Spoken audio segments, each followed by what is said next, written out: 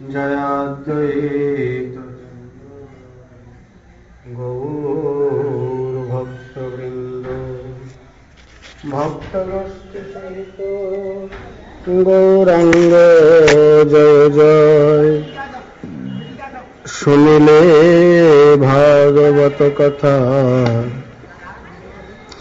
भक्ति लाभ।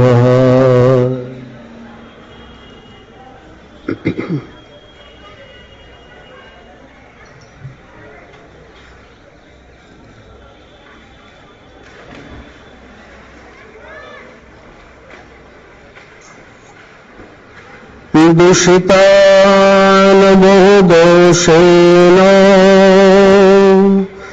सुखाभासेन भूषितान् मायामयान् मनोराज्य स्वप्नदृष्टार्थसंहितान्।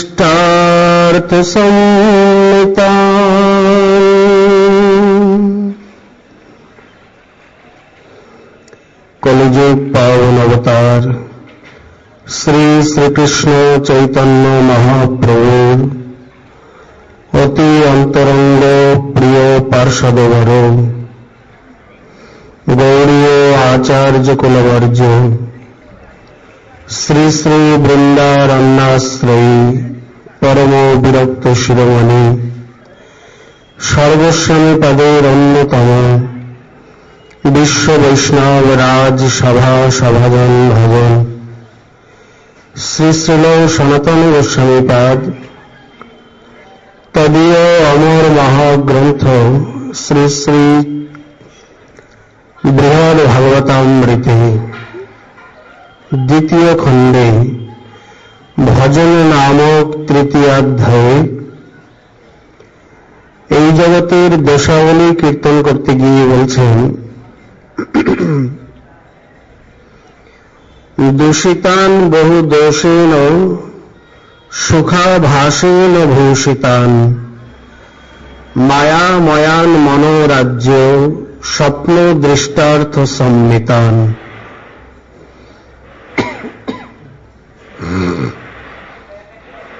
এই জগৎটি কিরকম না, এই লোক সকল হচ্ছে বহু দোষ যুক্ত। दूषितान बहु दोषेण, বহু বহু দোষে এই জগৎটি দূষিত। আর সুখাভাসেন ভূষিতান, যথার্থ সুখ বলে তো কিছু নেই, কিন্তু সুখের একটি আভাস মাত্র দেখা যায়। মায়াময়ান, এবং সেই সঙ্গে মায়াময় মানে মায়িক জগৎ, মনোরাজ্য স্বপ্ন দৃষ্টার্থ সম্মিতান, সেই সঙ্গে স্বপ্নদৃষ্ট এই মনোরাজ্য মানে মনোকল্পিত এই রাজ্যকে তিনি দেখলেন, বা ইত্যাদি যুক্ত যে এই লোক সকল তাকে তিনি অনুভব করলেন। গতকাল আমরা শ্রী ধাম সম্পর্কে ধামের যে চিন্ময়ত্ব, অলৌকিকত্ব বা অপ্রাকৃতত্ব, সেই সম্বন্ধে আমরা যথাকথঞ্চিত দিগদর্শনের প্রয়াস করেছি মাত্র। ধাম চিরকালই আছে, কারণ ধামের কোনো নাশ বা ধামের কোনো প্রকার কোনো পরিবর্তন বিবর্তন ইত্যাদি সম্ভব নয়, যেহেতু শ্রীকৃষ্ণৈক স্বরূপবৎ। তার মানে শ্রী ভগবানের মতনই ধাম নামাদিও সকলেই সচ্চিদানন্দ। আর যা সৎ মানে যা তিন কালে অবস্থান করছে তার আবার পরিবর্তন কি হয়, তা হচ্ছে নিত্য। এই ভূত ভবিষ্যৎ বর্তমান ত্রৈকালিক সত্তা যার মধ্যে আছে তাকেই আমরা বলব সৎ। এইভাবে তিনি শ্রী গুরুদেবের সঙ্গে দেখা পেলেন। তার থেকে সামান্য কিছু উপদেশ প্রাপ্ত হতে না হতেই শ্রী গুরুদেব অন্তর্হিত হয়ে গেলেন। যাওয়ার সময় আশীর্বাদ করলেন যে আমি যে বস্তু তোমাকে দিয়ে গেলাম তাতেই তোমার সর্বসিদ্ধি হবে, এ বিষয়ে তুমি কোনো সংশয় করো না। মা সংশয়িষ্ঠা বা মা ব্যতিষ্ঠা, এতে কোনো মনে দুঃখ লাভ করো না বা এতে কোনো সংশয় করো না। এইরূপে তিনি যখন শ্রী গুরুদেবের আদেশে আবার মন্ত্র জপে প্রবৃত্ত হলেন, পৃথিবীর অষ্ট আবরণকে ভেদ করতে লাগলেন। মানে এখানে বলছেন যে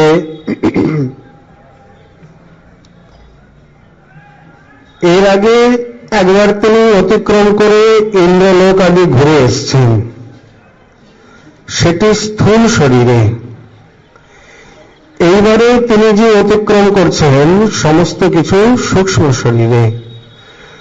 মানে তিনি হঠাৎ মনে করলেন যে আমার শরীরটা অত্যন্ত হালকা হয়ে গেল। এখানে যোগীগণের যে অনিমা সিদ্ধি বা লঘিমা সিদ্ধি, সেই সিদ্ধি শ্রী গোপকুমার মহাশয় প্রাপ্ত হলেন। অনিমা বলতে ছোট হয়ে যাওয়া, মানে অনুর মতো, আর লঘিমা বলতে লঘু মানে হালকা হয়ে যাওয়া। এখানে সেই লঘিমা সিদ্ধিকে তিনি প্রাপ্ত হলেন। এটি আমরা যোগমার্গে ক্রিয়াযোগী যারা ক্রিয়াযোগীতে সিদ্ধ হয় তাদের চরিত্র এই প্রকার। তারা স্থূল শরীরটি এক জায়গায় রেখে সূক্ষ্ম শরীরে অন্যান্য লোক ভ্রমণ করে আসতে পারে বা অন্য শরীরে প্রবেশ করতে পারে। যেমন আমরা আচার্য শঙ্করের চরিত্র দেখি, তিনি মৃত রাজা অমরকের শরীরে প্রবেশ করেছিলেন।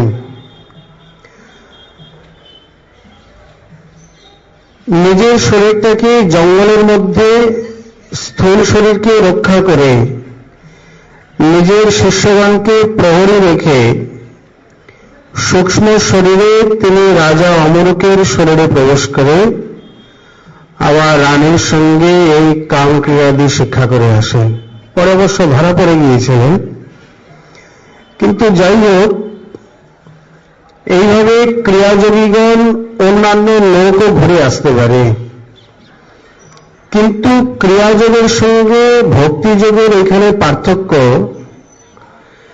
ক্রিয়াযোগী যে শরীরটাকে রেখে যায়, সেই শরীরটাকে কেউ যদি তখন স্পর্শ করে নেয়, ছুঁয়ে ফেলে, তাহলে ওই আত্মা ওই শরীরে আর প্রবেশ করতে পারবে না।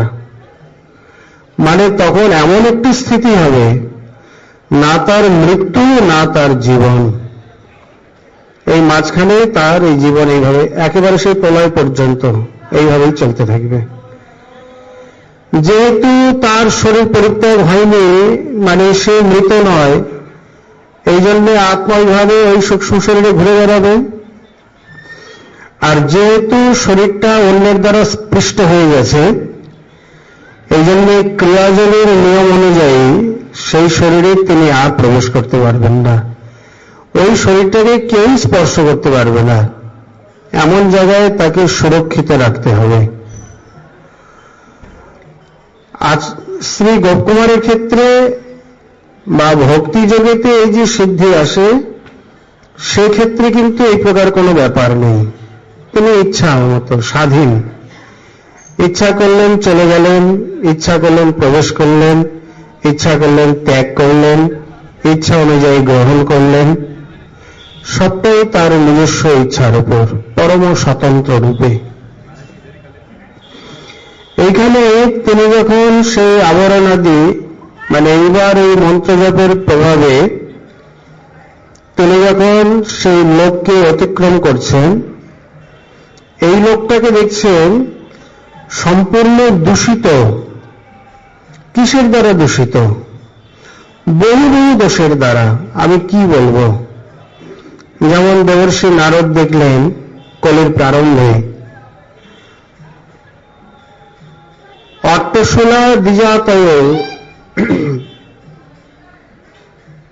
কামিন্য কেশ শৈলিন্য সম্ভবন্তী কলাইহ। প্রাণীগণ অন্নকে বিক্রি করছে, বিপ্রগণ বেদকে বিক্রি করছে, কেউ বা নারী তার সম্মানকে বিক্রি করছে। এইভাবে কলিযুগে কেবল অর্থের জন্য সব লালায়িত, আর কোনো মান মর্যাদা, কুল গোত্র, শৌচ, সদাচার, পরম্পরা, ঐতিহ্য এসব কিছু নেই। ন সত্য ন দয়া নাস্তি ন তপ না সদাচার। সর্বত্র সত্য, সদাচার, শৌচ, দয়া, দাক্ষিণ্য, তপস্যা, পবিত্রতা ইত্যাদি তিনি ধর্মগুলো দেখতে পেলেন না। সব যেন দূষিত, কলুষিত। কারণ এমনিতেই বলেছেন কলের বহু দোষ নিধির রাজন ঝস্তি এক মহান গুণ। কলি গুণনিধি নয়, কলি দোষনিধি। একটি দুটো দোষ নয়, বহু বহু দোষের আকর।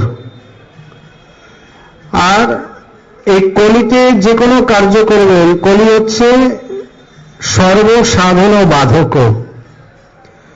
যে কোনো সাধন করতে গেলে, সৎ সাধন বা আধ্যাত্মিক পারমার্থিক সাধন করতে গেলে কলি আগে এসে একবার বাধা দেবে। এটি কলির স্বভাব। আর সেই সঙ্গে কলি কলহ প্রিয়। কলি অত্যন্ত কলহ প্রিয়।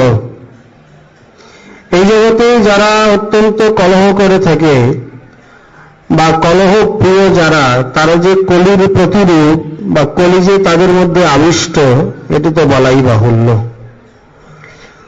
এগুলো হচ্ছে কলির স্বাভাবিক পরিচয়।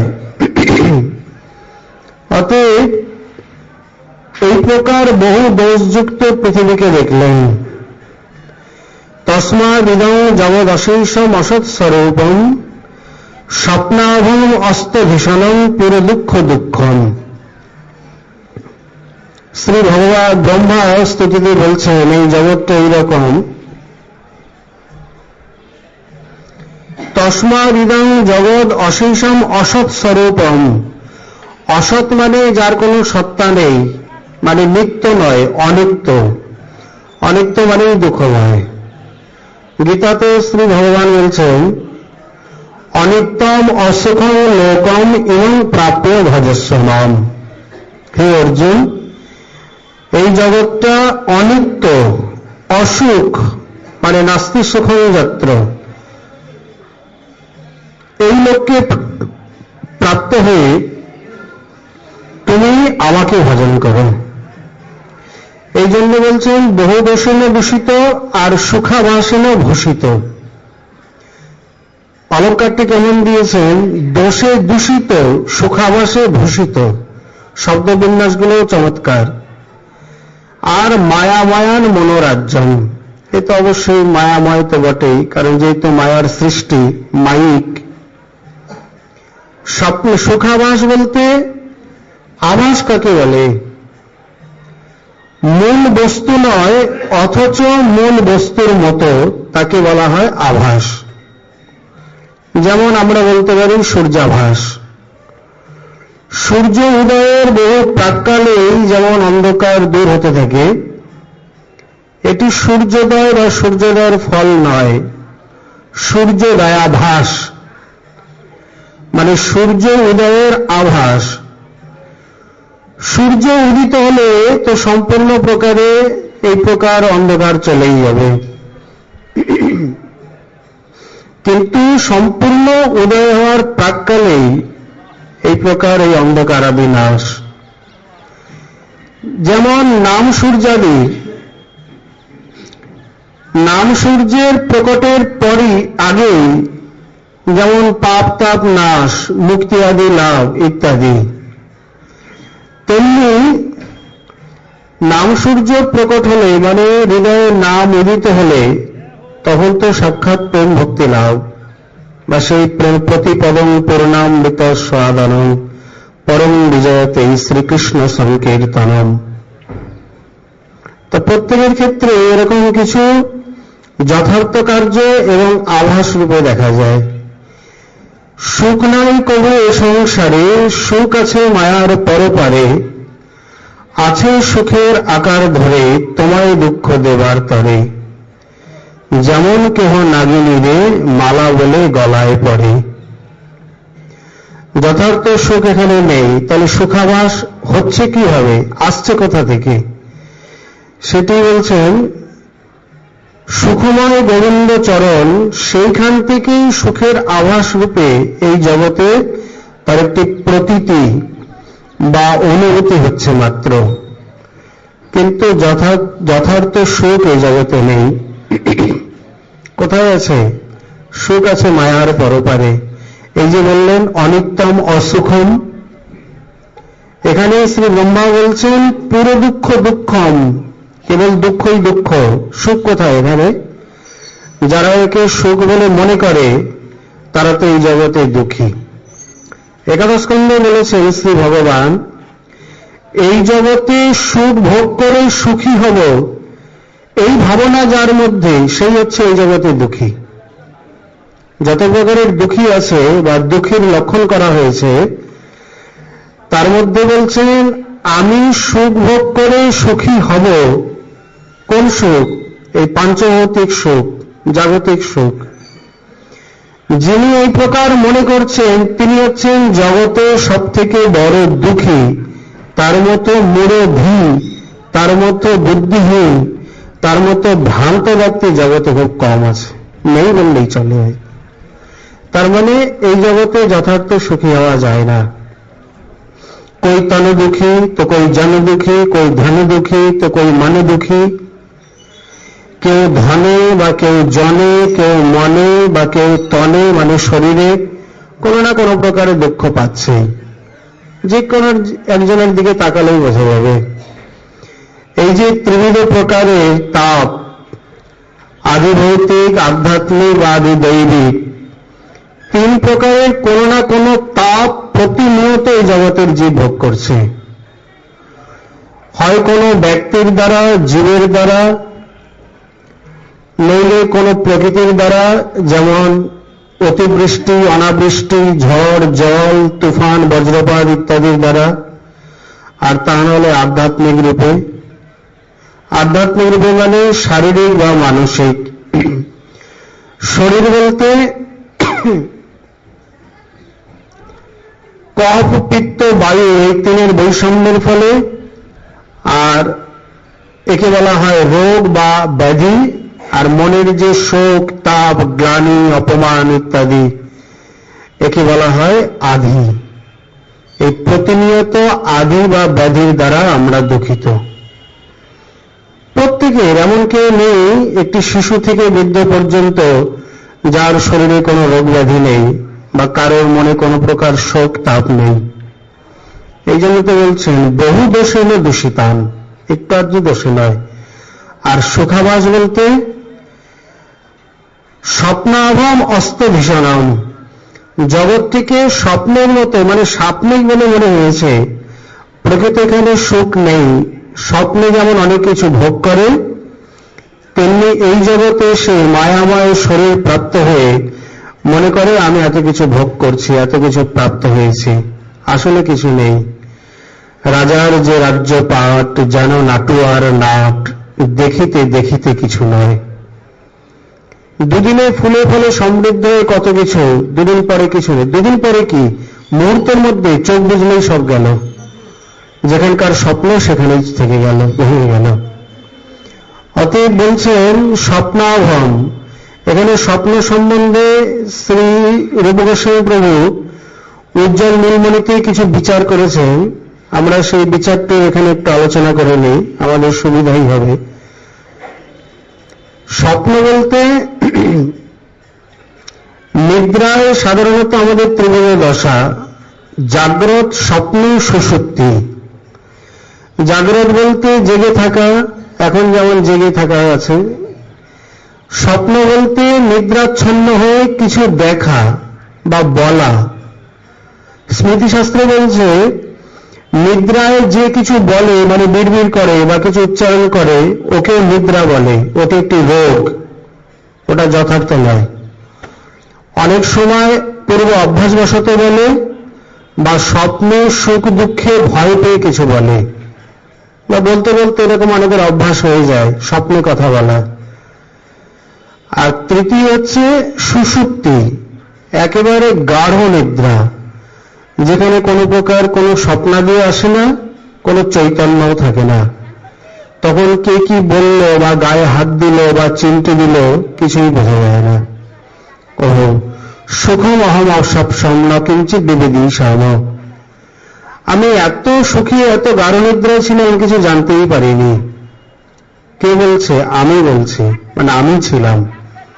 মানে চৈতন্য বা কর্তা কোথায় চলে গিয়েছিল সে নিজেও জানে না, জেগে বলতে পারছে না। এইখানে এই স্বপ্নেতে প্রাকৃত আমরা যে সাধারণ স্বপ্ন দেখি, এটি হচ্ছে রজগুণত্ব। সাধারণত রজগুণী যারা, তারাই বেশি স্বপ্ন দেখে। রজগুণ থেকেই স্বপ্ন তৈরি হয়। আমাদের আচার্যগণের বৈশিষ্ট্য হল এই, একেবারে মূল থেকে বিশ্লেষণ করা, যাতে বুঝতে সুবিধা হয়।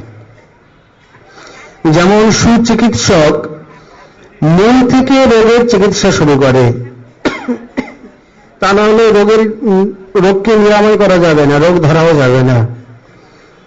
যদি কেউ কি বলে আমার মাথাটা খুব যন্ত্রণা করছে, কিছু ওষুধ দিন, সাধারণ হাতুড়ে চিকিৎসক হলে মাথা ব্যথার চিকিৎসা করবে, সেই প্রকার ঔষধ দেবে।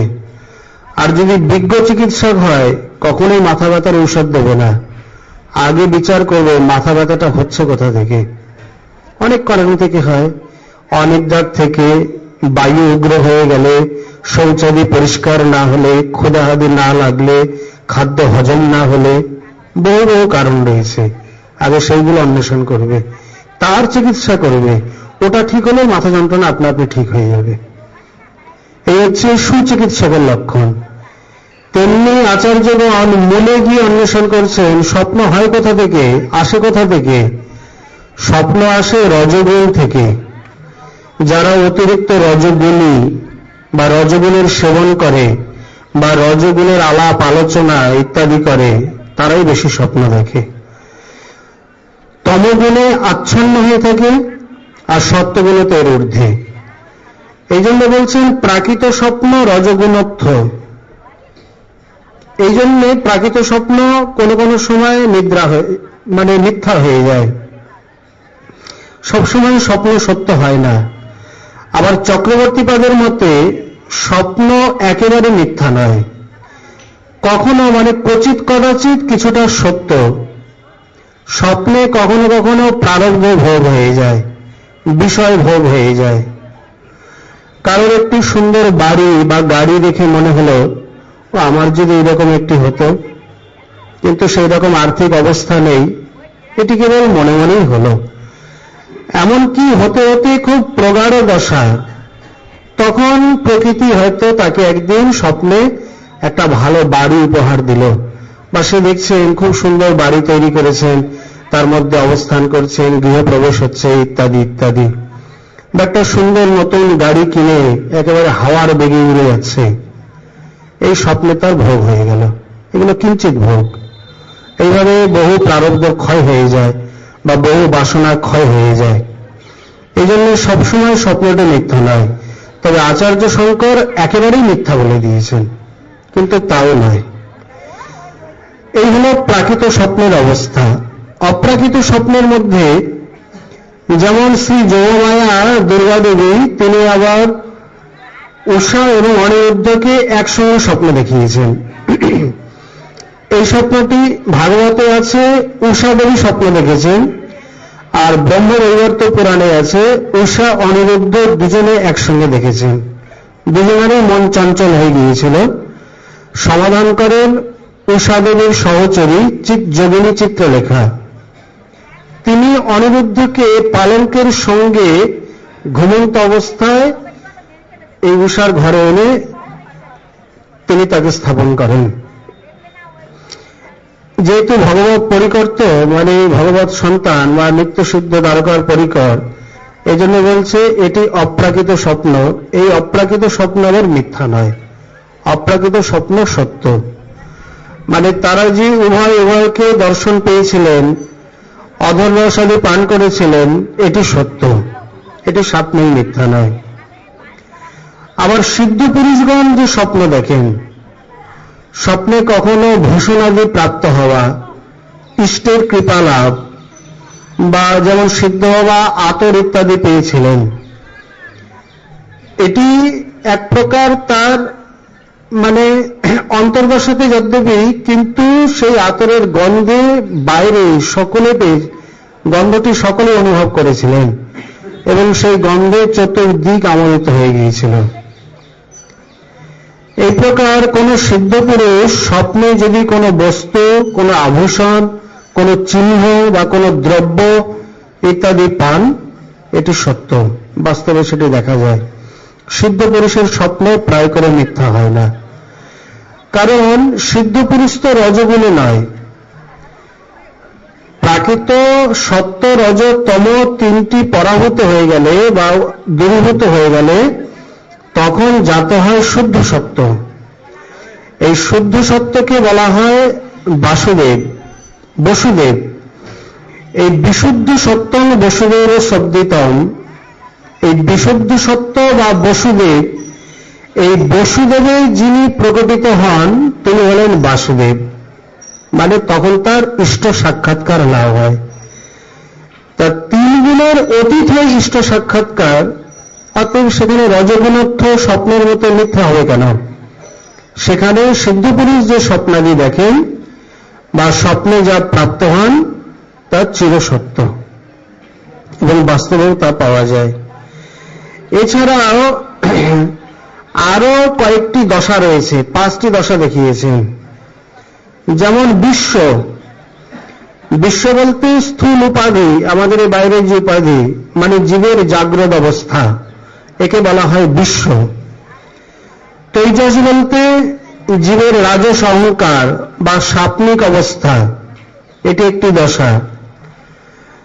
প্রাজ্ঞ বলতে সুষুপ্তি বা সাক্ষী। তাহলে বিশ্ব, তৈজস এবং প্রাজ্ঞ। বিশ্ব বলতে জাগরণ, তৈজস বলতে স্বপ্ন, প্রাজ্ঞ বলতে সাক্ষী। চতুর্থী গিয়ে হল তুরীয়। তুরীয় বলতে অতি শ্রেষ্ঠ বা বিরাট হিরণ্যগর্ভ ও কারণ রূপের যে অতীত, এ হচ্ছে তুরীয় অবস্থা। তুরীয়ং চতুর্থম উচ্চতে, শ্রী ভগবানে যখন এটি হবে তখন হবে, যেখানে কবিরাজ গোস্বামী বলছেন তুরীয় কৃষ্ণের নাহি মায়ার সম্বন্ধ।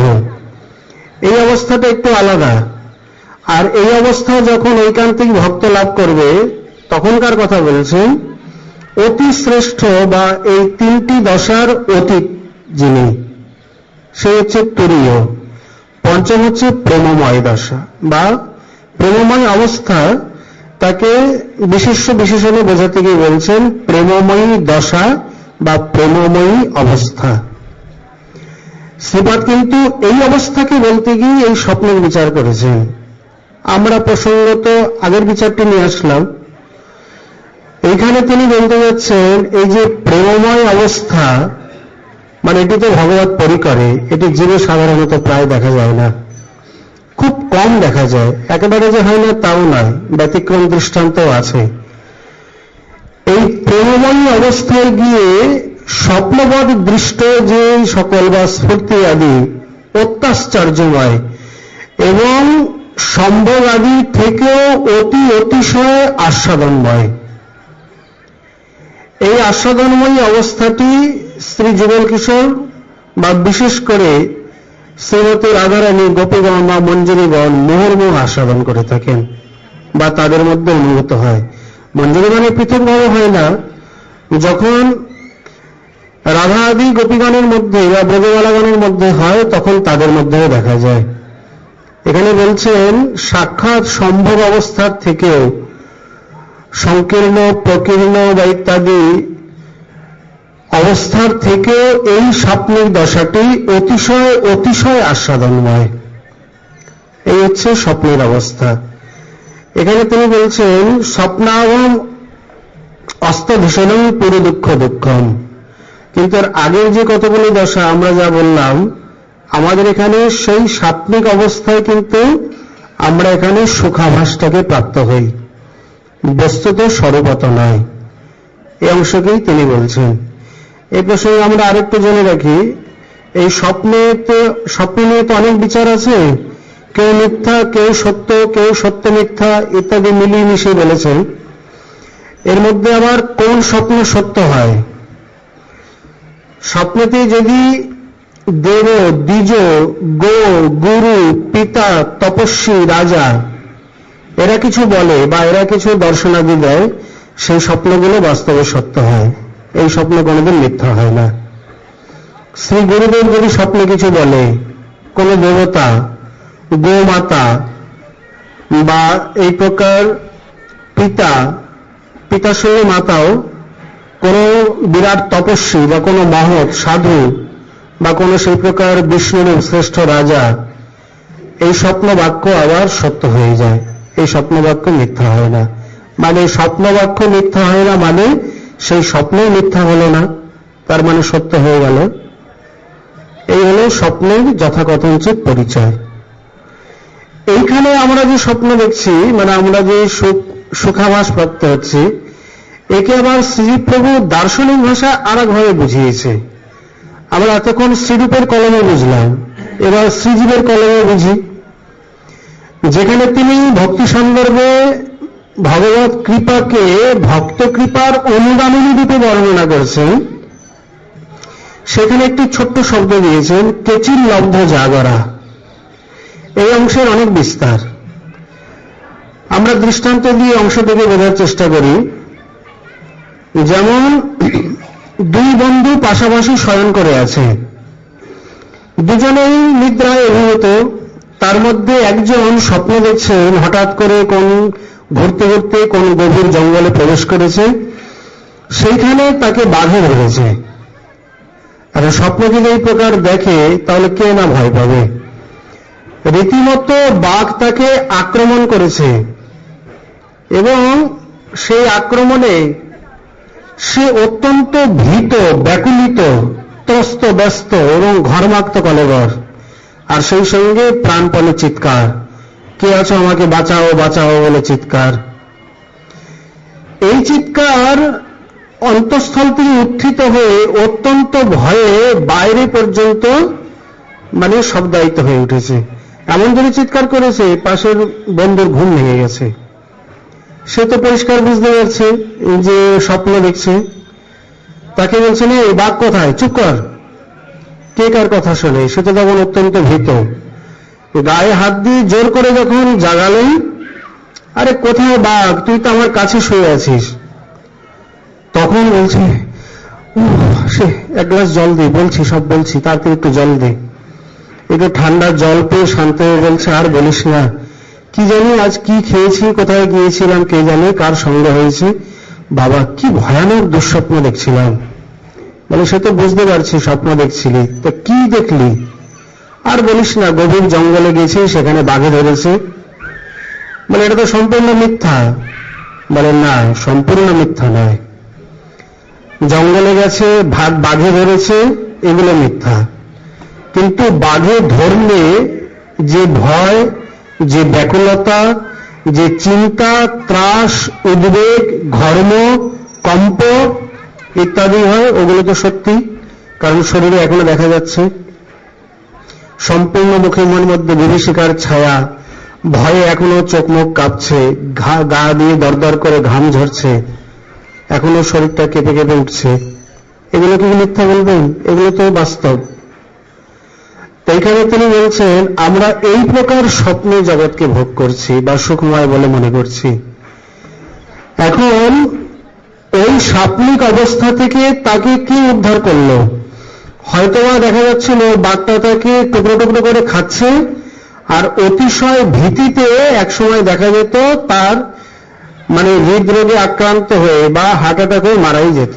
ওই অবস্থায় সে পরে দেখা গেল যে মরে পড়ে আছে। অতিশয় ভীত যারা, তাদের তো এই অবস্থাই হয়।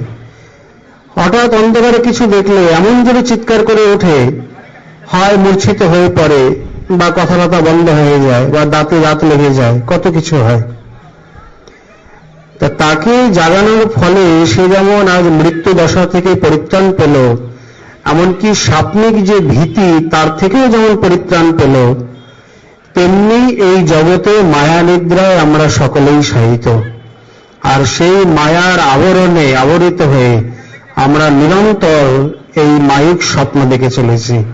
সেটাই এখানে শ্রীপাদ বলছেন সুখাভাসেন ভূষিতান। কি সুন্দর ভাষাটি দিয়েছেন, সুখের আভাসে জগৎটি ভূষিত, মানে মূল সুখ এখানে নেই, যথার্থ সুখ নেই।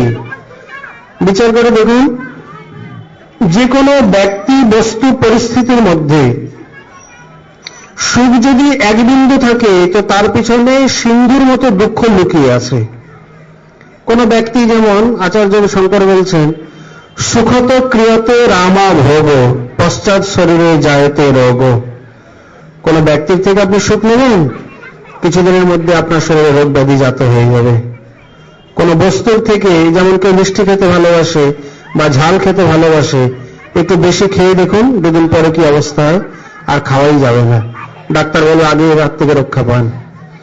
কোন পরিস্থিতি, কোন অবস্থা, ও এত গরম, এসিটা 24 ঘন্টাই চালানো রয়েছে, কিছুদিন চালিয়ে দেখুন তারপর কি হয়। এমন জায়গায় ডাক্তার পাঠাবে যে একেবারে হয়তো এসব কিছুই নেই। যে কোনো ব্যক্তি বস্তু পরিস্থিতির থেকে যে যত সুখ লাভের চেষ্টা করবে বা যত সুখাকাঙ্ক্ষা করে থাকে, তার পিছনে সুখ যদি থাকে বিন্দু রূপে, দুঃখ আছে সিন্ধু রূপে। মানে সুখ এতটুকু হলে দুঃখ সেখানে সিন্ধু পরিমাণ। এই জন্য তো বলছেন সুখ নাই কবে সংসারে, সুখ আছে মায়ার পরপারে। অন্ধকারের মধ্যে সুখ হয় নাকি? আলো না পেলে, সুখময় গোবিন্দ চরণকে না প্রাপ্ত হলে। অজ্ঞান সঙ্গ ভবন্দ মোক্ষ গৌনাম নান্য স্তরিতজ্ঞ ভাবাত অজস্র চিত্তাৎ মনিকি বলে পরে বিচার্য মানে তরণাই বাহনী। তাহলে এই দশাটা হয় কেন? বলছেন মায়া মায়ান। আর ব্রহ্মাজি বলছেন অজ্ঞান সঙ্গ ভবন্দ মোক্ষ, এর নাম অজ্ঞানতা। মায়াময় বলতে কি? প্রাচুর্যার্থে মায়ার প্রত্যয়, মানে প্রচুর মায়া রয়েছে এখানে। আর মায়ার কাজই হচ্ছে অজ্ঞানতা। ওই যে আবরণাত্মিকা শক্তিতে আমাদের যে স্বরূপভূত জ্ঞান, সেই জ্ঞানের উপর তো আবরণ দিয়ে রেখেছে। অতএব অজ্ঞান সঙ্গ ভববন্ধ মোক্ষ, এই দুটি এক। এই অজ্ঞানতা আর ভববন্ধতা এর মধ্যে, বা ভববন্ধ মোক্ষ দৌনাম ন অন্য স্তরিতজ্ঞ ভাবাত।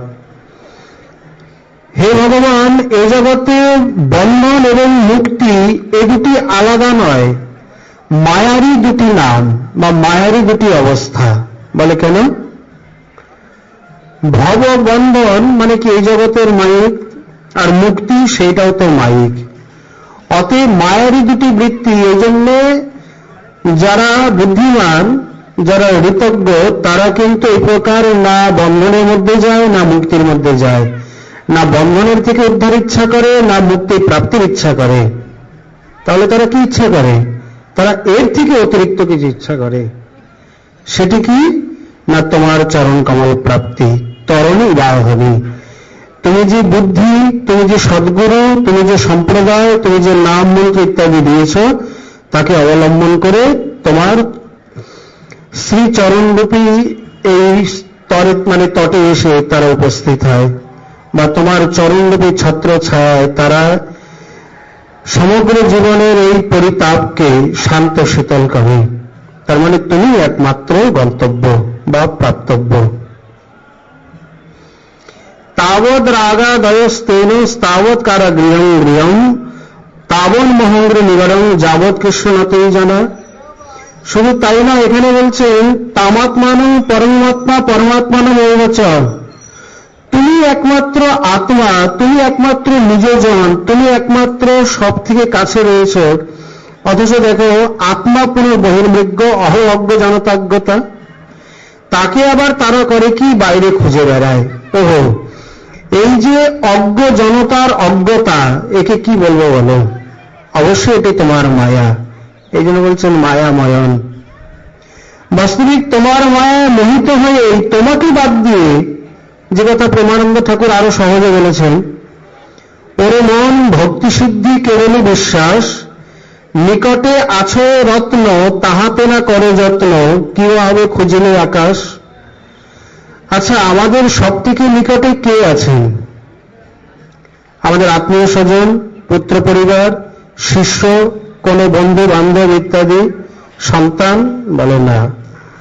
সব থেকে নিকটতম রয়েছে আমাদের পরম বান্ধব, আমাদের আত্মা, মানে শ্রী ভগবান, যিনি আমার মধ্যে অবস্থান করছেন, অথচ আমি তাকে চিনতে পারি না, আমি তাকে ধরতে পারি না, আমি তাকে দেখার বোঝার চেষ্টা করি না। কিভাবে খুঁজিলে আকাশ? চারিদিকে খুঁজে বেড়াচ্ছে, অথচ নিজের ঘরেই বসতে রয়েছে। সেই কথাই বলছেন অহ অজ্ঞ জনতাজ্ঞতা। অজ্ঞ জনতার অজ্ঞতা দেখো। তাম আত্মানম, তুমি যে পরমা আত্মার আত্মা পরমাত্মা, তুমি সব থেকে নিকটে রয়েছ, নিকটতম তুমি, তোমাকে অন্বেষণ না করে, তোমাকে না দেখে জগতের দিকে তাকিয়ে রয়েছে, তাকে খুঁজে বেড়াচ্ছে। এর থেকে অজ্ঞতা কি হতে পারে? এর থেকে মায়ার প্রভাব আর কি হতে পারে? আর সেইটাই হচ্ছে কারাগৃহং গৃহম, যতক্ষণ পর্যন্ত এইখানে রাগ দেশ অভিনিবেশ ইত্যাদি রয়েছে, সেটাই হচ্ছে কঠিন নিগড়, সেইটাই কারাগার। কতদিন? তাবন মহঙ্গ্রী নিবারণ যাবৎ কৃষ্ণনাথই জানা। যতদিন পর্যন্ত তোমার না হচ্ছে, ততদিন পর্যন্ত তাদের সংসারটা তাদের কাছে কারাগার, কঠিন নিগড়। এই যে তত্ত্বমসী শব্দের এখানে কিন্তু ইঙ্গিত দিয়ে দিলেন, ন তে জানা, মানে তোমার জন যতদিন না হচ্ছে, মানে ন তাবকা, তোমার যতদিন না হচ্ছে। তত্ত্বমসী বলতে আচার্য শঙ্কর এক প্রকার ব্যাখ্যা করেছেন, গৌরী আচার্য যখন এক প্রকার বলেছেন। তত্ত্বমসী বলতে তম অসি, মানে তম তদসি, আচার্য এই প্রকার বলছেন, তুমি তাই হও, মানে তুমি সেই, তুমি ব্রহ্মই। আর এখানে আচার্য গৌরী আচার্য যখন বলছেন, বলে না না, তম তস্য অসি, তুমি তার হও, মানে তুমি তার ভক্ত বা তার দাস হও বা তার জন হও। যেখানে বিত্তাসুর মহাশয় বলছেন মমোত্তম শ্লোক জনেষু সক্ষম, তোমার যে জন তার প্রতি আমার সক্ষতা হোক। এখানে উনি বলছেন যাবৎ কৃষ্ণ নাতেই জানা। আবার ইনি গর্ভস্থিতিতে দেবতারা বলছেন হে মাধব তাবকা, তব সম্বন্ধীয় এটি তাবকা। তো যতদিন পর্যন্ত জগতের জীব ভগবানের না হচ্ছে, একে কবিরাজ গোস্বামী আরো সহজে বুঝিয়েছেন, কৃষ্ণ তোমার হয় যদি বলে একবার, মায়াবন্ধ হইতে কৃষ্ণ তারে করেন পার। আর কত সহজ করবে, আর কত সরল করবে? অতএব এই সংসার তাদের নিকট ততদিন পর্যন্ত কঠিন নিগড়, ততদিন পর্যন্ত কারাগার, ততদিন পর্যন্ত নরক সদৃশ ইত্যাদি, ততদিন পর্যন্ত অসৎ গৃহ, যতদিন তোমার না হচ্ছে বা তোমাকে স্থাপন না করছে। তাহলে এর হাত থেকে উদ্ধার পাওয়ার কোন উপায় নেই? মনে হয় আছে। গুরুবর্ক লব্ধ উপনিষৎসু চক্ষুষা যেতে তরন্তীব ভবান ঋতাম নবীন। গুরুবর্ক মানে গুরুরূপী অর্ক, গুরুরূপী সূর্য যখন আলোক প্রদান করবেন, কি সেই গুরুরূপী সূর্য থেকে লব্ধ উপনিষৎ চক্ষুষা, মানে শ্রীগুরু মুখোপদিষ্ট যে এই বৈদান্তিক জ্ঞান বা ভজন বিষয়ক জ্ঞান, এই জ্ঞান যতদিন লাভ করতে না পারছে, ততদিন পর্যন্ত এই জগৎ থেকে, মায়াময় রাজ্য থেকে উদ্ধার কোনো মতেই সম্ভব নয়। ততদিন পর্যন্ত এই পুনরপি জননম পুনরপি মরণম আর পুনরপি জননী জঠরে শয়নম, বারবার অনাদিসিদ্ধ এই চক্রে ভ্রমণ করতেই হবে। আর মনোরাজ্যম স্বপ্ন দৃষ্টার্থ সম্মিতান, মায়াতে কি হয়, স্বপ্নতে কি হয়, মনোরাজ্য কল্পিত হয়। এখানে এই যে মনোরথেন অসতি ধাবত বহি, তারা কেবল মনোরথেই ধাবিত হয়, যথার্থ কিছু পায় না। আর অভক্ত হওয়ার জন্য যথার্থ সদ্গুণ তাদের মধ্যে প্রকাশিত হয়ও না। এই প্রকার এই সমস্ত জগৎকে দেখে তিনি খুব দুঃখিত হলেন, কিন্তু দুঃখিত হয়েও নিঃসঙ্গ হয়ে গেলেন। মানে এর প্রতি আসক্ত তো ছিলেন না, হলেনও না। কি করলেন তাহলে? পূর্বং যে বহু কালেন সম্প্রাপ্ত ক্রমশ ভুনা সর্বে নিমিষত ক্রান্তা যুগবান মানসেবতে, আগে পূর্বে এই লোকগুলি পার হতে তার যত সময় লেগেছিল, এখন আর সময় লাগলো না। অতি সত্বর এই যে মনসা ইবতে, এই অংশে নিজেই টিকায় লিখছেন, মনসা বলতে মানসিকভাবে, মানে অনেকটা ক্রিয়াযোগীর মতো। আমরা পূর্বে যা বলে আসলাম, ভক্তিতে যে অনায়াসে যোগমার্গে যে ক্রিয়াযোগী কত কঠিন কৃচ্ছ সাধনা করে যে অবস্থাকে লাভ করে, ভক্ত অনায়াসে সেই ক্রিয়াযোগীর দশাকে প্রাপ্ত হয়ে যায়। এবং সেইভাবে তিনি মনসায়, মানে মানসিক রূপে মনে মনেই বা এখানে স্থূল দেহকে রেখে বা সূক্ষ্ম শরীরে তিনি সেই লোকগুলি অনায়াসে অতিক্রম করতে লাগলেন। কোন লোকগুলি? প্রথমে পৃথিবীর অষ্ট আবরণ। অষ্ট আবরণের মধ্যে প্রথম আবরণ যে পৃথিবী, এই আবরণগুলি তিনি যখন ভেদ করছেন, মানে দেখবেন ভবিষ্যতে আগেই বলেছে, অন্যান্য আবরণগুলি এই ভূমির থেকে অতিশয় অধিক সুখ এবং বৈভবে শ্রেষ্ঠ, মানে মণ্ডিত, আরো বেশি বেশি কিছু তার মধ্যে রয়েছে। পৃথিবীর আবরণে যখন গমন করলেন, সেইখানে প্রথমে দেখছেন মহাশুকর প্রভুকে, মানে শ্রী বরাহদেব ভগবানকে। তিনি তার বিরাট বৈভবে সেইখানে অবস্থান করছেন। প্রতি লোমকূপে অনন্ত ব্রহ্মাণ্ডের গতাগতি। এই যে বরাহদেব রূপেই তিনি পৃথিবীকে উদ্ধার করেছিলেন, এই জন্য পৃথিবী দেবী বরাহদেবের আরাধিকা হয়ে যান। পৃথিবী দেবী যে বরাহদেবকে আরাধনা করছেন, এই পৃথিবীতে তার মানে পৃথিবীর আরাধ্য হচ্ছে শ্রী বরাহদেব। সেখানে তিনি মহাবরাহ রূপে তাকে দেখলেন, যার প্রতি রোমকূপে ব্রহ্মাণ্ডের আবাগমন। এবং পৃথিবী দেবী তাকে মহা ঐশ্বর্যে, মহাবিভূতিতে সেবা পূজা করছেন। এবং সেই সঙ্গে পৃথিবী দেবীও স্বয়ং ধারাও মহা ঐশ্বর্যশালিনী। বিভিন্ন প্রকার অনিমাদি সিদ্ধি, বিভিন্ন প্রকার ঐশ্বর্য বৈভব যেন তার স্ত্রী অঙ্গের ভূষণ হয়ে তাকে ভূষিতা করেননি, বরঞ্চ তারা নিজে নিজে তত্ত্বৎ স্থানে ভূষিত হয়ে রয়েছেন। এই রূপেতে সেই কারণরূপা পৃথিবীতে কার্যরূপ যে জগৎ উপাদান, সেগুলি স্ফূর্তি পাচ্ছে। তার মানে কি, এখানে সংক্ষেপে তো পঞ্চমহাভূতকে দেখলেন, এরপর আবার পঞ্চমহাভূতের আবরণকে ভেদ করবেন। পৃথিবীর হচ্ছে এখানে কারণ রূপা, আর পৃথিবীতে জগৎ উপাদান রূপে যে কার্য, সেই জগৎ উপাদানগুলিকে পৃথিবীর মধ্যে মুহুর্মুহু স্ফূর্তি, মানে বরাহদেবের লোমকূপেতে ব্রহ্মাণ্ডের আবাগমন, আর পৃথিবীর লোমকূপেতে যেন এই জগতের উপাদানগুলির আবাগমন হচ্ছে, মানে তত্ত্বস্ফূর্তি লাভ করছে। এইভাবে পৃথিবী দেবী শ্রী বরাহদেবের অর্চনার পর তিনি সে অর্চনা থেকে ক্ষান্ত হয়ে তারপর গোপকুমারের সৎকার করলেন। গোপকুমার মহাশয় দাঁড়িয়ে দাঁড়িয়ে দেখছিলেন। তিনি দেখে পৃথিবী দেবী তাকে আদর আপ্যায়ন করলেন। যদ্যপি মাতৃস্থানীয়, পৃথিবী তো মা, আমাদের বিধিশাস্ত্রে তাকে মা বলেই বলা হয়েছে। প্রত্যেক দিন সকালে জাগ্রত, মানে প্রাতকালে জাগ্রত হয়ে পৃথিবীতে পাদস্পর্শের আগে পৃথিবীকে প্রণাম করে তারপর পাদস্পর্শ, সেখানে তাকে জননী বলেই উল্লেখ করা হয়েছে। এবং বিষ্ণু পত্নী বলে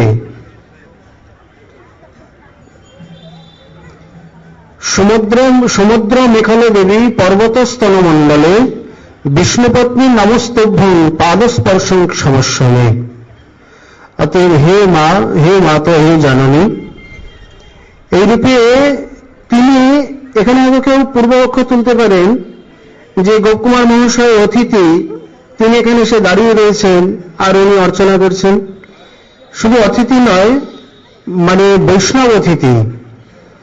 পুরাণের দৃষ্টান্ত দিয়ে শ্রীপাদ সনাতন প্রভু হরিভক্তি বিলাসে লিখেছেন যে দৃষ্ট্বা ভাগবতং দৈবাদ সম্মুখং নোপজাতি ন গৃহ্ণাতি হরিস্তস্য পূজাং দ্বাদশ বার্ষিকী। গৃহাভিমুখে কোনো মহাত্মা, কোনো সাধু, গুরু, আচার্য কেউ আসছেন দেখে যদি আসুন আসুন বলে কয়েক পদ অগ্রসর হয়ে তাকে আদর সৎকার না করা হয়, একদিন এই প্রকার কোন মহতের অপমান হয়ে গেলে 12 বছর শ্রীহরি তার সেবা নেবেন না। তাহলে এখানে পৃথিবীদেবী তাই করলেন না কেন? যে ইন্দ্রদম্ন মহারাজ অগস্ত্য ঋষির সৎকার না করার ফলে তাকে হাতির শরীরে চলে যেতে হলো, এখানে উনি তো করলেন না। বলে এখানে যেহেতু তিনি বিষ্ণু পত্নী, বিষ্ণু অর্চনায় রয়েছেন এবং শ্রী গোপকুমার মহাশয়কে তিনি সন্তান জ্ঞানে গ্রহণ করেছেন, এই কারণে সন্তানের থেকে পিতার পরিচর্যা বা শ্রী ভগবত, যদ্যপি ভক্তের থেকে ভগবানের থেকে ভক্তের পরিচর্যা আগে, কিন্তু এখানে তিনি সন্তান জ্ঞানেতে তাকে এইভাবে অপেক্ষা করিয়ে আর আগে অর্চন সেরে তারপর তিনি গোপকুমারের সৎকারাদি করলেন। তা নাহলে এই সিদ্ধান্তে কিন্তু আবার অপরাধাদের বা এই প্রকার প্রত্যবাদের সম্ভাবনা চলে আসে। এখানে তা নয়, এখানে সন্তান জ্ঞানটি বড় বা পৃথিবী মাতা তাকে সেই হিসাবে গ্রহণ করেছেন। এই হিসাবে তিনি তাকে যথেষ্ট আদর সৎকার করলেন এবং এখানে থাকতে বললেন। এইটি হচ্ছে সকলের স্বভাব। এক বড় আশ্চর্য। বলে কিরকম? যে যেরকম বা যে যেখানে আছে সে অন্যকে চায় আমার কাছেই থাকুক, আমার কাছ থেকে চলে যাক, এটি কেউ চায় না। যেমন ব্রহ্মা কোন সন্তানকে মুখ ফুটে বলেনি যা বাবা তুই ভজন কর। সকলের প্রতি কি আদেশ? না, যাও সৃষ্টি করো। এ কথা কেন বলে? বলে উনি যে সৃষ্টি করছেন, উনি যে সৃষ্টিকর্মে আছেন, ভগবান ওনাকে স্রষ্টা হিসাবে তৈরি করেছেন, উনি যাকে দেখেন তাকেই বলেন খালি সৃষ্টি করো, সৃষ্টি করো, সৃষ্টি করো। আবার তার পুত্র নারদ, সে আরো বিলক্ষণ। তার কাছে যদি কেউ যায়, বাবা কি করবে? এই তো পিতা পাঠিয়েছে সৃষ্টির জন্য। পাগল কোথাকার, মরবি সৃষ্টি করে? আমার বাবাও আমাকে সৃষ্টি করতে বলেছিল। মানে দক্ষে যে প্রথম হরযশ্ব নামে 10,000 পুত্র এই নারায়ণ সরোবরে পাঠালেন। নারায়ণ সরোবর হচ্ছে পশ্চিম পাকিস্তানে করাচিতে, যেখানে সিন্ধু নদীর সঙ্গম। ওইখানে 10,000 বালক তপস্যা করছে। মনে হচ্ছে যেন 10,000 স্বর্ণ কমল সদ্যমাত্র প্রস্ফুটিত হয়েছে, যাদের গায়ে এখন হাত পড়েনি। দেবর্ষিতে এই জন্য ঘুরে বেড়ান। ঘুরতে ঘুরতে গিয়ে যেমনই তার মধ্যে মানে সেই পিকবিনিন্দি কণ্ঠে নারায়ণ নারায়ণ বলেছেন, বিনার ঝঙ্কার দিয়েছেন, 10,000 বালকেরই ধ্যান ভেঙে গেছে। বালকের কি আর প্রগাঢ় ধ্যান হয়? দেখে বলছেন, হ্যাঁ তোরা কে রে? বলে আমরা দক্ষনন্দন। বয়ন্ত দক্ষনন্দনা। ওরে দক্ষ তো আমার দাদা। আর যেই বলেছে দাদা, ছেলেগুলো বলছে তাহলে তো তুমি আমাদের কাকা হলে। কাকা বিনাটা একটু দাও, কাকা কি সুন্দর বিনাটা বাজছে, আমাদের একটু দাও। বলে বিনাটা তোদের দেওয়ার জন্য নয়, বিনা স্বয়ং বিষ্ণু ভগবান আমাকে দিয়েছে তার নাম গান করার জন্য। কাকা তুমি বিষ্ণুকে দেখেছ? আরে দেখেছি মানে তার সঙ্গে কথা বলি, তার কাছে যাই, তার প্রসাদ পাই। দেখ, আরে তোর এখানে এসছিস কি জন্যে? আমাদের বাবা আমাদেরকে সৃষ্টি করার জন্য আজ্ঞা দিয়েছেন, বলছেন তার আগে কিছু তপস্যা করে আয়। দেবর্ষি দেখলেন যে এরা তো বিপাকে পড়বে। বলে দেখ, আমার বাবাও আমাকে সৃষ্টি করতে বলেছিল, কিন্তু আমি সৃষ্টি না করে ভগবত গুণগান করছি। সৃষ্টির রহস্য এমন, ব্রহ্মার প্রথম সন্তানই অবাধ্য। যখন মানুষ রূপে চতুষ্ষণকে সৃষ্টি করলেন, গিয়ে বলছেন সৃষ্টি বিস্তার করো। পরিষ্কার বলে দিলেন আমাদের দ্বারা হবে না। কি করবো তাহলে? আমরা ভগবান ভজনের জন্য। এমন সৃষ্টি যে স্রষ্টার প্রথম সন্তান, প্রথম প্রজাই অবাধ্য। এই অবাধ্যতার দোষে পরিণত হয়নি এই জন্যে যেহেতু ভগবত ভজনে এসছেন। অন্য কারণে যদি অবাধ্য হতো তাহলে এটি চরম পরম দোষের হয়ে যেত। কারণ শত হলে পিতা তো গুরু, তার বাক্যকে লঙ্ঘন করলেন। আমরা এই গুরুর না সস্যাৎ পিতা না সস্যাৎ ইত্যাদি শ্লোকে দৃষ্টান্ত দিই। প্রহ্লাদ মহাশয় পিতাকে ত্যাগ করেছিলেন, কিন্তু চতুষ্সঙ্গী ব্রহ্মাকে ত্যাগ করেছিলেন, এই দৃষ্টান্ত সচরাচর আমরা দিই না বা মনে আসে না, কিন্তু এটি তো প্রথম দৃষ্টান্ত। যাই হোক, ব্রহ্মার সকল পুত্রই মোটামুটি ভজনশীল। অন্যান্য পুত্রগণ আদেশ পালন ক্রমে দেবর্ষি নারদ আর চতুষ্ষণ কর্মমার্গকে গ্রহণই করেননি। কর্দমত্রী ইত্যাদি ভজন করেছেন, কর্মমার্গ সৃষ্টি আদিও করেছেন। আর দক্ষ একেবারেই কর্মসঙ্গী, মানে কর্মে আসক্ত, এর মধ্যে ভজন সাধনের কিছু দেখাই যায় না। এই হচ্ছে ব্রহ্মার পুত্রের বৈশিষ্ট্য। তা নারদ বলছেন, আমার বাবা আমাকে বলেছিল, আমি করিনি, দেখ সৃষ্টির মধ্যে এই সকল কিছু রয়েছে, যা আগে ভজন কর। দক্ষ শুনতে পেলেন 10,000 সন্তানকেই বাবাজি করে দিয়েছে। তা নারদ বলছে, বাবাজি যখন হয়েই গেছে, এদের দ্বারা তো সৃষ্টি হবে না, ঠিক আছে আরো কিছু কর। পরে সবলস্য নামে আরো 1000 পুত্র উৎপাদন করলেন। নারদ তো ঘুরেই বেড়াচ্ছে, কে কোথায় ভজন করছে, কাকে বাবাজি করা যায়, দল ভারী করা যায়, আরো 1000 জনকে বাবাজি করে দিয়েছে। এইবার দক্ষ শুনে এত কুপিত হয়েছে, পরে প্রসঙ্গ আলাদা, পরে গালাগালি দিলেন, তিরস্কার করলেন। নারদ অবশ্য সেটিকে নেননি, সাধু তো। শ্রী সুকমণি বলছেন, এবং তিতিক্ষিত স্বরে মনঃ। দেখো রাজন, যারা তিতিক্ষা গুণ সম্পন্ন তিতিক্ষু, তারাই পারে এই প্রকার মান অপমানে স্থির থাকতে। তিনি আবার তার অপমান তাকে দিয়ে সোজা চলে এসছেন। ব্রহ্মার কার্য, তিনি সৃষ্টিতে ব্যাপৃত, সকলকে সৃষ্টির আদেশ করেন। দেবর্ষি নারদ ভজন করছেন, সকলকে ভজন করতে আদেশ করেন। যদি কিছু মনে করবেন না, যদি বাইরের ভক্তের সঙ্গে যোগাযোগ রাখেন, তারা কি বলবেন, বাবা একবার অঙ্গনে চরণধুলি দেবেন, বাবা একবার আমার গোপীনাথের অঙ্গনে পদধুলি দেবেন। তার মানে আপনি আছেন ব্রজে, আপনি ধামে আছেন, আপনাকে কোথায় নিয়ে যাবে না তার বাড়িতে, কারণ সে সেখানে থাকে, সে সেখানেই টানবে। আর ব্রজবাসীর কাছে গেলে, আরে বাবা কাহা যা রে, ইহাঁ রহ, কোই কমি না হয়, বলো রুটি দুধ ছাঁচ কে চাইবে বলো। ব্রজবাসী এখানে আছে, ব্রজবাসীর কাছে গেলে ব্রজবাসী এখানে থাকতে বলবে। এটা একটা বৈশিষ্ট্য, এটা একটা মানে সৃষ্টির ধারা, যেন যে যেমন যে যেখানে আছে সে সকলকে সেখানেই টানে, তাই হতে আদেশ উপদেশ করে। পৃথিবী দেবী বলছেন, বাবা তুমি কোথায় যাবে, তুমি এখানেই থাকো, আমার কাছেই থাকো। গোপকুমার মহাশয় বিচার করলেন, পৃথিবীর মা ঠিক আছে বলুক, কিন্তু এখানে থাকলে আমার কাজ হবে না। আমার গুরুদেব যে আমাকে আদেশ করেছেন বা আমার যে গন্তব্যস্থল, আমাকে তো সেখানেই যেতে হবে। এই বলে পৃথিবী দেবীর বহু আদর সৎকার সত্ত্বেও আমরা বারবার বলেছি, গোপকুমার মহাশয় অত্যন্ত নিষ্কিঞ্চন, অত্যন্ত অকিঞ্চন, একেবারে পূর্বদশা থেকে। যখন তিনি স্বর্গে ছিলেন, স্বর্গে সিংহাসনে বসেননি, নন্দনকাননে পর্ণকুটির করে থাকতেন। কোন প্রকার সমরস পান, অমৃত পান বা অপ্সরাগণের নিত্যাদি দর্শন ভোগ এসবের মধ্যে লিপ্ত হয়নি। যখন এই জগতের সার্বভৌম রাজা হয়েছে, তখন রাজভোগ গ্রহণ করেননি, আলাদা এইভাবে নিষ্কিঞ্চনের মতো থাকতেন। এই নিষ্কিঞ্চনতা এত এত লোকে যাওয়ার পরেও তাকে কোনো কিছুর মধ্যে লিপ্ত করতে, আসক্ত করতে পারেনি। এটি একটি বৈশিষ্ট্য, এটি একটি আমাদের জন্য শিক্ষণীয়। এইভাবে তিনি পৃথিবী মাকে স্তুতি করে এগিয়ে গেলেন। কোথায়? এরপরে কোন একটি যেন অজ্ঞাত আকর্ষণে তিনি অন্যান্য আরো 6টি আবরণকে অতিক্রম করলেন। 6টি আবরণের মধ্যে ক্ষিতি, অপ, তেজ, মরুদ, বম, এই 5টি।